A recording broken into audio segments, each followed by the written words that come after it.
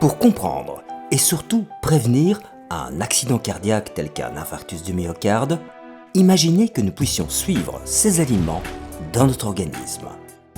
Nous progressons dans l'intestin, où nos aliments sont progressivement digérés, entre autres sous forme de sucre et de graisse. Suivons pour l'instant ces graisses. Celles-ci quittent l'intestin pour se rendre dans le sang, où elles vont à nouveau être transformées en diverses formes de cholestérol. Suivons une partie de ce cholestérol, le cholestérol appelé LDL.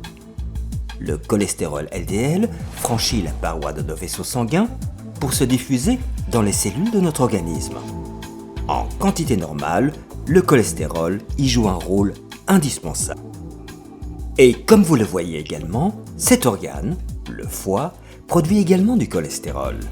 Ainsi, outre notre alimentation, le foie est la deuxième source importante de cholestérol circulant dans notre sang.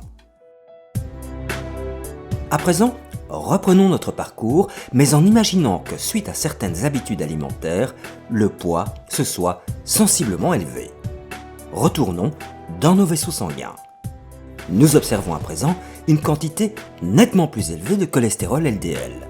Mais quand en plus, ceci s'accompagne de certains facteurs tels que la sédentarité, souvent accompagnée d'une quantité de sucre excessive dans le sang, d'une tension artérielle trop élevée ou de la consommation de tabac.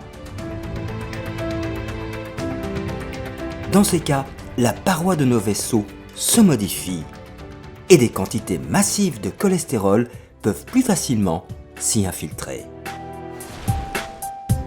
Dans la paroi de notre vaisseau, des cellules tentent d'absorber et d'éliminer cet excès.